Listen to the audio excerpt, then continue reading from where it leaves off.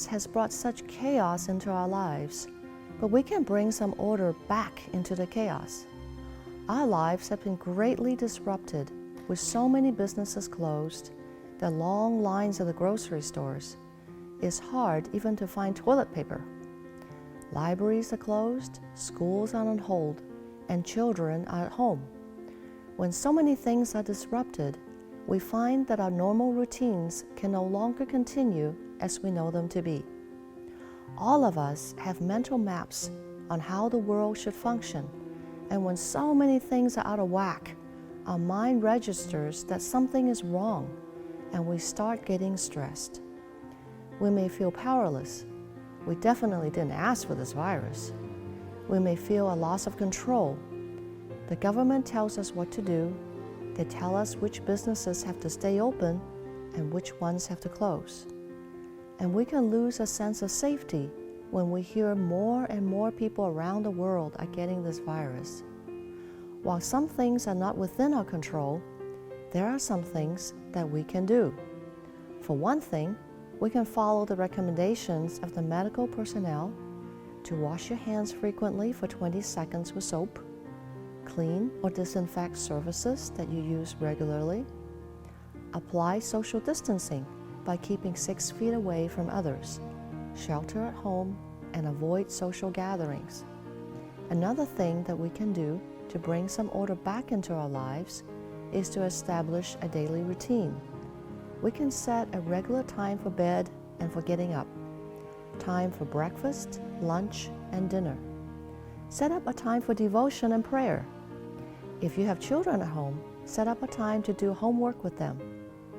There can be time for chores. Maybe this is a good time to start some home projects that you wanted to do for so long, like setting up a bookshelf or cleaning up the garage. We can even set up a time for recreation, time to listen to music or watch some TV. But be careful not to binge watch and limit how much time you spend watching the news. You also want to set a weekly schedule for physical exercises. Even though you have to stay at home, there are a lot of exercises that you can do at home, like jogging in one spot, or lying on the floor or on the bed and bicycling in the air. You can do exercise at least every other day. You can start a new hobby, like learning to play an instrument, crocheting, or writing calligraphy. You can learn new skills by taking a course on the internet or learn something new on YouTube. And it is very important to maintain your social contacts via telephone, email, or social media. Some church groups have online weekly meetings, and that's something important to maintain. Focus on what you can do. Even though a lot of things have changed, focus on what do not change. The Bible tells us in Hebrews 13:8, Jesus Christ is the same yesterday and today and forever. God's love for you, His promises, and His perfect plan for your life will never change. Hold on to that. The Bible tells us in 2 Corinthians chapter 1, verse 20, for no matter how many promises God has made, they are yes in Christ.